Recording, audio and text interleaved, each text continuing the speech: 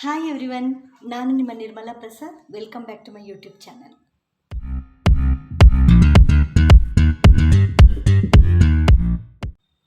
ಹೇಗಿದ್ದೀರಾ ಎಲ್ಲ? ನೀವೆಲ್ಲ ತುಂಬಾ ಚೆನ್ನಾಗಿದ್ದೀರಾ ಅಂತ ನಾನು ಅಂದ್ಕೊಂಡಿದ್ದೀನಿ. ಗೈಸ್, ಇವತ್ತು ಸ್ವೀಟ್ ಶಂಕರಪೋಳಿ ಹೇಗೆ ಮಾಡೋದು ಅಂತ ನೋಡೋಣ ಬನ್ನಿ. ಫಸ್ಟು ಅರ್ಧ ಬೌಲ್ ಸಕ್ಕರೆನ ನೀರಲ್ಲಿ ಕರಗಿಸಿಟ್ಕೊಳ್ಳಿ. ಗೈಸ್, ಒಂದು ಬೌಲಷ್ಟು ಮೈದಾ ಹಿಟ್ಟು ತಗೊಳ್ಳಿ, ಒಂದು ಚಿಟಿಕೆ ಉಪ್ಪು, ಏಲಕ್ಕಿ ಪುಡಿ, ಒಂದು ಸ್ಪೂನಷ್ಟು ತುಪ್ಪನ ಬಿಸಿ ಮಾಡ್ಕೋಬೇಕು.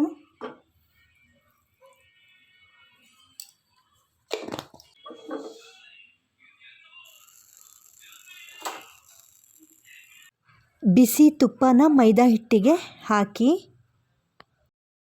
ಇದನ್ನು ನೀಟಾಗಿ ಮಿಕ್ಸ್ ಮಾಡ್ಕೊಳ್ಳಿ. ಬಿಸಿ ಇರುತ್ತೆ ನೋಡಿಕೊಂಡು. ಹೀಗೆ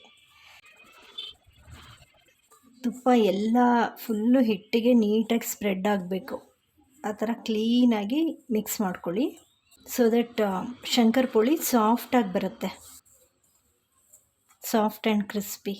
ನೋಡಿ ಹೀಗೆ ಅಂದಾಗ ನೋಡಿ ಈ ಥರ ಆಗುತ್ತೆ ಕನ್ಸಿಸ್ಟೆನ್ಸಿ. ಈಗ ನಾವು ಕರಗಿಸಿಟ್ಕೊಂಡಿರ್ತೀವಲ್ಲ ಸಕ್ಕರೆ ನೀರು, ಅದನ್ನು ಹಾಕ್ಕೊಂಡು ಕಲಿಸ್ಕೋಬೇಕು.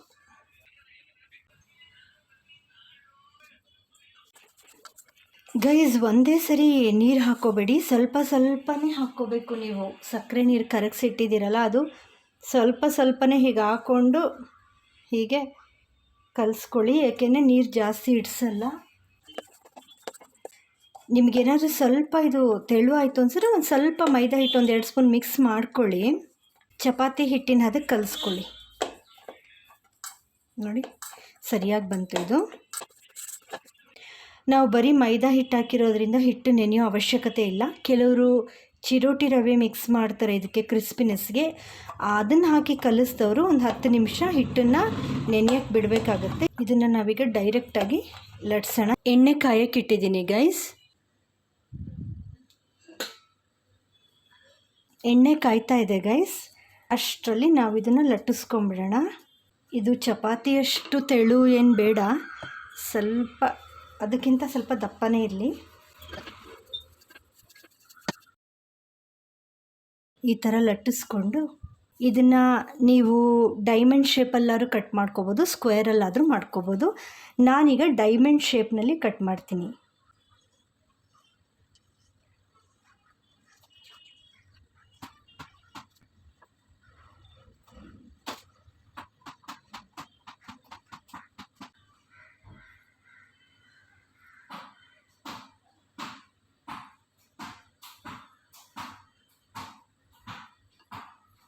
ಇದನ್ನು ಒಂದೊಂದೇ ತಗೊಂಡು ಎಣ್ಣೆಗೆ ಹಾಕಬೇಕು. ನೋಡಿ ಇಷ್ಟು ತಿಕ್ಕಿದೆ ಗೈಸ್.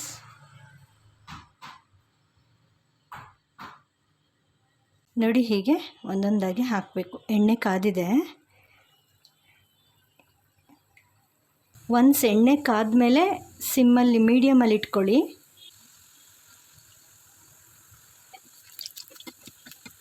ಹೀಗೆ ಫ್ಲಿಪ್ ಮಾಡಿ ಅವಾಗವಾಗ.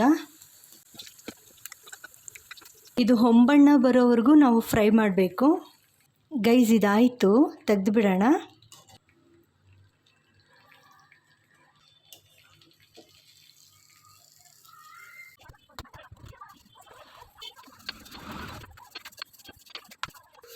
ಸಮನಾಗಿ ಲಟ್ಟಿಸ್ಕೊಳ್ಳಿ. ಒಂದು ಸರಿ ನಾವು ಒಂದು ಚಪಾತಿ ಅಷ್ಟಗಲ ಲಟ್ಟಿಸ್ಬಿಟ್ಟು ಕಟ್ ಮಾಡಿ ಅಷ್ಟು ಒಂದೇ ಸರಿ ಫ್ರೈ ಮಾಡ್ಬೋದು. ನೋಡಿ ಗೈಸ್, ಎಡ್ಜಸ್ ಈ ಥರ ಕಟ್ ಥರ ಆಗಿದ್ರೆ ಅಷ್ಟು ತೆಗೆದುಬಿಡಿ. ಆಮೇಲೆ ನಿಮಗೆ ಇಷ್ಟ ಬಂದಿದ್ದ ಶೇಪಲ್ಲಿ ಕಟ್ ಮಾಡಿ ಎಣ್ಣೆಗೆ ಹಾಕೋದು. ನೋಡಿ ಈ ಥರ ಒಂದೊಂದಾಗಿ ತಗೊಂಡು ಎಣ್ಣೆಗೆ ಹಾಕಬೇಕು. ಹಾಕುವಾಗ ಹುಷಾರು ಎಣ್ಣೆಗೆ.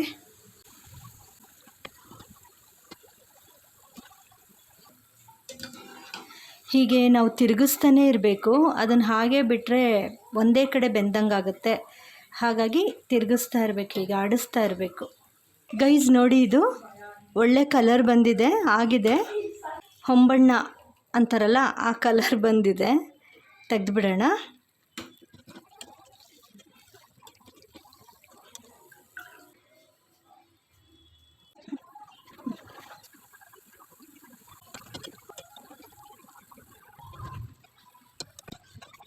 ಇದು ಲಾಸ್ಟ್ ಬ್ಯಾಚು, ಸ್ವಲ್ಪನೇ ಇದ್ದಿದ್ದು, ಇಷ್ಟೇ. ನಾನಿದಿಷ್ಟು ಸಿಮ್ಮಲ್ಲೇ ಫ್ರೈ ಮಾಡಿದ್ದು ಗೈಸ್. ಫಸ್ಟು ಎಣ್ಣೆ ಕಾದ್ಮೇಲೆ ಫುಲ್ಲು ಸಿಮ್ಮಲ್ಲೇ ಇಟ್ಕೊಂಡಿದ್ದೆ, ಬೇಗ ಆಗುತ್ತೆ ಇದೇನು. ನೋಡಿ ಗೈಸ್, ಕಲರ್ ಚೆನ್ನಾಗಿ ಬಂದಿದೆ. ಈಗ ತೆಗೆದುಬಿಡ್ತೀನಿ. ಇದು